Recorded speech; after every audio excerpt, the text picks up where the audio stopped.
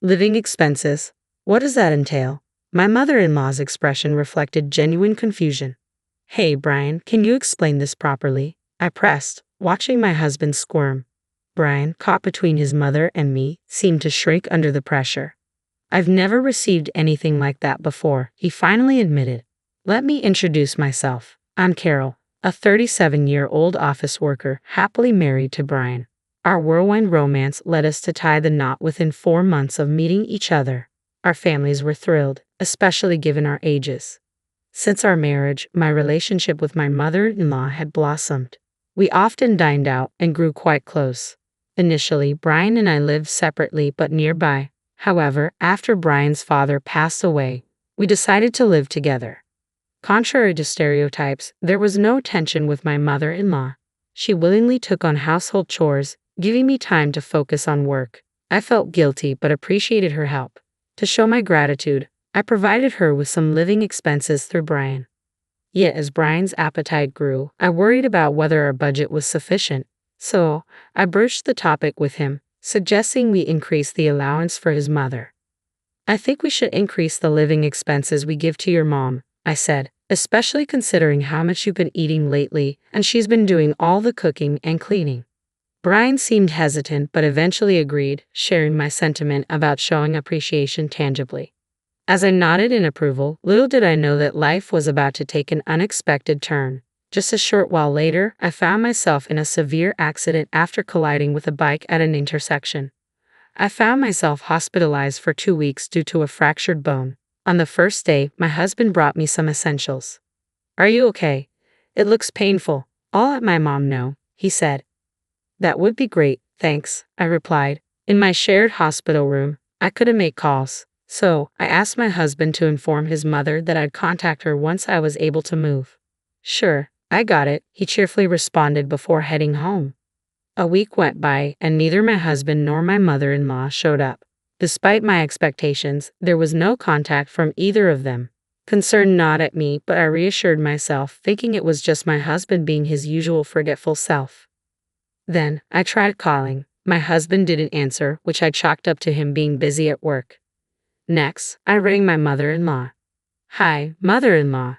You must have heard from Brian, but I'll be in the hospital for another week, so I'll need some fresh clothes, I said. Hospitalized? What happened? An injury? Illness? Her flustered response made me uneasy. As I pondered, I realized she hadn't been informed. But why? If my husband forgot, she would have noticed my absence and called me immediately. Minutes later, she arrived, visibly exhausted. She explained Brian's absence, mentioning a sudden 2-week business trip. Thank you for coming, mother-in-law. What did you hear from Brian? I asked. He said he was going on a business trip for 2 weeks. It was sudden, she replied. That's when it hit me. Brian, an illustrator who preferred working from home, planned a sudden business trip. It didn't add up. Unless something significant arose, he wouldn't leave, even for local meetings. My mind raced with possibilities, including the unsettling thought that he might be cheating on me. I know for a fact that our company doesn't arrange meetings requiring business trips. How? Well, it's simple. I work there too, as an administrative staff member. Are you okay? You look pale. Are you feeling unwell? My mother-in-law asked, concern etched on her face. Our company wouldn't send Brian on a business trip. That's the job of the sales team. I'm an admin, so I don't go on business trips either, I explained, watching her reaction. Her puzzled expression spoke volumes. In other words, Brian lied. It had been a week since his unexplained absence and there was no official notification. I couldn't help but wonder where he really was. He left his injured wife in the hospital and lied to me. Did Brian tell you where he was going on business? I inquired. Come to think of it, he mentioned staying in a hotel in Miami arranged by the company, my mother-in-law replied, pulling up the hotel's website on her smartphone. As I glanced at the screen, my heart sank. It was the same hotel where we celebrated our wedding anniversary, a place far too extravagant for a company-funded trip. A throbbing headache began to surface, fueled by the realization of Brian's sloppy alibi.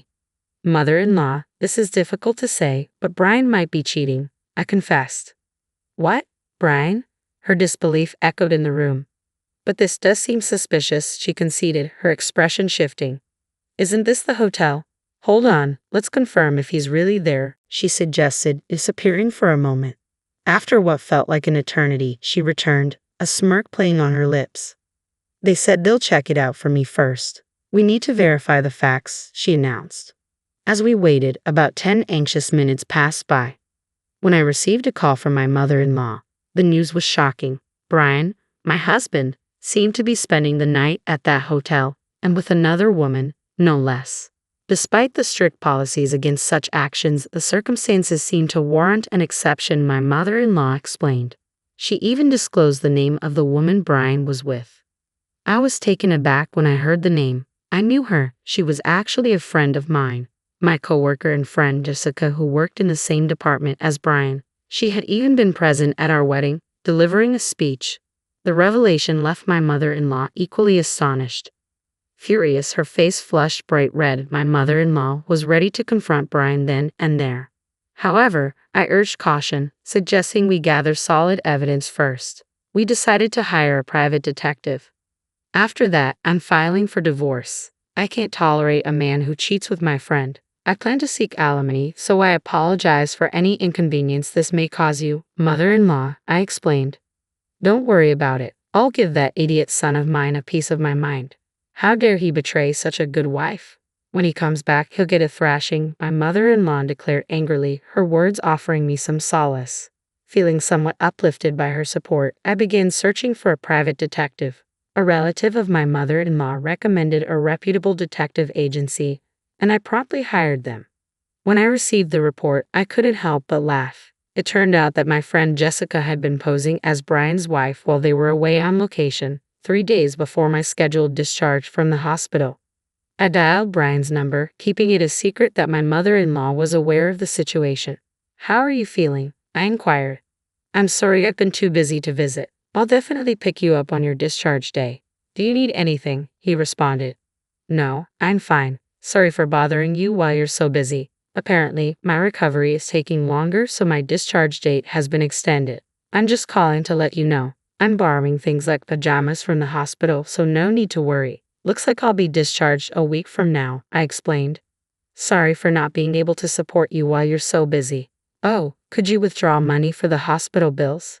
I don't have any cash on hand, so could you do it on my discharge day? I requested. I see, that sounds tough. All right, I should be done with my delivery in a week, so I'll go to the bank before picking you up. My mom's been worried too. She's caught a cold and feels bad for not being able to visit you. Brian lied effortlessly. Suppressing a laugh at his fabrications, I replied, Oh, is that so? Please tell mother-in-law to take care. Did you manage to inform the office? Thank you. Did they say anything about allowances? He asked, trying to keep the conversation casual. They did. I'll take care of the procedures. You just rest and recover. Hope you get well soon. All right, thank you. See you in a week then, I replied, ending the call. Already aware of Brian's deception, I had confirmed with the office before his call. Apparently, he had informed them that he was going on a trip and applied for my leave. As a result, my boss inquired about the trip and my well-being. After explaining my situation, my boss decided to visit the hospital immediately. Not only my boss but also the HR department came, revealing that I was entitled to sick leave benefits. It was then revealed that Brian had been out of touch for about a week, and he was also behind on his deadlines. The same was true for his mistress, who they couldn't reach either. This revelation shed light on a situation that had been ongoing for the past 6 months, finally coming to a head, prompting them to come and talk to me. I informed my bosses that I preferred they didn't mention the situation to Brian or his mistress until a week later. After that, they were free to impose any necessary punishment. Following the plan, I was discharged from the hospital. It appeared that Brian had submitted another application for my paid leave. His mother, my mother-in-law, received a call from him, stating that his business trip was extended. Despite my extended hospital stay due to my illness, he was prolonging his vacation with his mistress. It became evident that there was no love left for me, leaving me feeling saddened. Deciding to take my paid leave as initially planned, my boss assured me to take all the time I needed until Brian returned. My mother-in-law and I prepared ourselves to confront him. The day before I intended to inform Brian about my discharge from the hospital, I called him. Hello, how's your mother doing? I inquired. I'm feeling good and I got discharged today. It was sudden, so don't worry about picking me up. I can pay with my credit card, he replied. You're working today, right, Brian? I pressed. Yeah, I have a meeting soon and another one tonight, so I won't be home until late. Sorry, he said. That's fine, don't worry about it. I'll take a taxi home, I assured him. Suppressing a laugh at the background noise of a shopping center announcement during his call, I calmly hung up the phone and activated the voice recorder. I had received word from the detective that Brian planned to go shopping today, so I deliberately called him during that time. Upon checking the voice recorder, Brian's voice and the background announcement were distinctly captured. Apparently, Brian had contacted my mother-in-law, claiming he was on vacation with a friend. He insisted it was a working vacation, a sort of half-truth, and mentioned I had given my approval, omitting the details of my hospitalizations to spare her worry. Brian's absurd excuses left me chuckling. According to the detective, Brian had boarded a late-night flight back. My mother-in-law and I laid out all the evidence, awaiting Brian's return. However, Brian called me with a different story. Sorry, the meeting ran late, and I missed the last train. I'll be back on the first train tomorrow, he said. Is that so? That's tough. Got it. Sorry, I can't pick you up, I replied calmly before ending the call. After indulging in a 3-week affair trip, it seemed Brian still couldn't get enough. My mother-in-law was furious, but I found that my love for Brian had vanished entirely, allowing me to maintain composure during our discussion. The next day, Brian returned home looking exhausted, laden with souvenirs. You went on a trip, I stated flatly. I didn't hear about that, I said, puzzled. Ha, didn't I tell you? Sorry, my bad. I got friendly with a client, and they invited me. Business relationships matter, right? Brian explained casually as he handed me a bag and followed me to the living room. I'm home. Hey, what's up with you, Mom? You look scary, Brian said, grinning as he plopped down onto a chair. He seemed to believe his mother was on his side. However, as soon as he saw the documents laid out on the table, his face drained of color. Sitting next to my mother-in-law, I pointed at a photo. Oh yes, you seem to have had quite the fun on your trip with Jessica, leaving your injured wife for 3 weeks.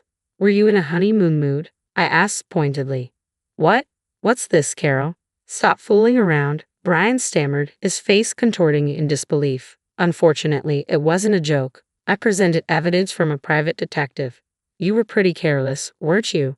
Your dinner conversations were totally bugged. Staying at a hotel run by our relatives, you must have thought you wouldn't get caught. Brian's face turned even more shocked as he looked at his mother for help. Mom, it was a lapse in judgment, he tried to explain. A lapse in judgment that lasted 3 weeks seems a bit too long, don't you think? His mother interjected with a cheerful smile. Brian, who had been hoping for help, was stunned. Here, these are documents for a claim for damages and a divorce application. Fill it out now, I instructed firmly. Damages? Divorce? Carol, I'm sorry. I didn't mean it. The one I truly love is you. Can't you forgive me? Let's start over, Brian pleaded. In response, I pressed a button on my phone, and the voices of Brian and Jessica flowed out. It was a conversation recorded by the detective, hinting at a divorce with me and a remarriage with Jessica. Brian's face turned even paler. It was just a spur-of-the-moment thing. I didn't mean it, Brian mumbled, looking desperate. I couldn't care less, really, I replied, handing him the documents and urging him to write. Please forgive me. I can't afford to pay any damages. Well, that's what happens when you splurge like that. Where did all that money come from anyway? I asked pointedly. Brian mumbled something incoherent, and I had a bad feeling about it. You didn't by chance use the living expenses, did you? I have been giving you money to pass on to mother-in-law. Did you? You've been passing it on to her, right? I asked Brian, expecting confirmation. However, the response I got wasn't from Brian, but from mother-in-law herself. Living expenses? What are you talking about? I've never received anything like that, she said, seeming genuinely unaware. Confused, I turned to Brian. Hey, what's going on here? Explain it properly, I demanded. Mother-in-law, and I confronted Brian, who seemed to shrink under our scrutiny. I'm sorry, the living expenses, I used them for our dates, he admitted, his voice barely audible. I felt my already icy affection for Brian grow even colder. He had spent the almost $2,000 I had been giving him every month. All of it. I told you that money was for groceries, utilities, and to thank mother-in-law. That money was mine in the first place, I reminded him, my voice tinged with disappointment. I'm sorry, my salary alone wasn't enough, Brian offered weakly, but it was clear what wasn't enough. The designer items Jessica had. Surely, there must have been gifts from Brian. I swiftly raised my hand to reprimand him, but it was stopped by mother-in-law. Brian watched hopefully, still thinking mother-in-law was on his side. You can't, Carol. If you lay a hand, it'll be to your disadvantage, mother-in-law warned before turning to face Brian. Then, with calm and monotone demeanor, mother-in-law delivered her verdict. I've always thought the sillier the child, the cuter. I've spoiled you too much. Even with the bias, you grew up kind, and your father and I were so happy when you got such a good wife. But now, I'm cutting ties with you. Brian, stunned, tried to protest, but Mom, you're joking, right? Mother-in-law slapped away Brian's pleading hand and handed him a document containing a clause renouncing inheritance. Brian widened his eyes in disbelief, muttering, I can't believe it. It doesn't matter if you can't believe it. It's all true, mother-in-law stated firmly. Dejected and seemingly out of arguments, Brian signed all the documents presented. Afterwards, mother-in-law kicked Brian out. He had apparently been misusing company entertainment expenses and was claimed for reimbursement by the company. Brian ended up living in an apartment without a bath, forced into a poor lifestyle after paying alimony and facing reimbursement claims. I claimed alimony from his mistress, Jessica, who, as it turned out, was married. Her husband was away on business, so I contacted him through social media and claimed alimony. As a result, Jessica avoided divorce but had to quit her job, forced to live with her husband's family in a rural area without internet connection, or she was made to work from dawn till dusk. Having lost my parents early, I ended up being adopted by mother-in-law. Initially reluctant because of Brian's infidelity, mother-in-law eventually accepted, and we sold the house, buying a new one just for the two of us. I want to take good care of mother-in-law until the end.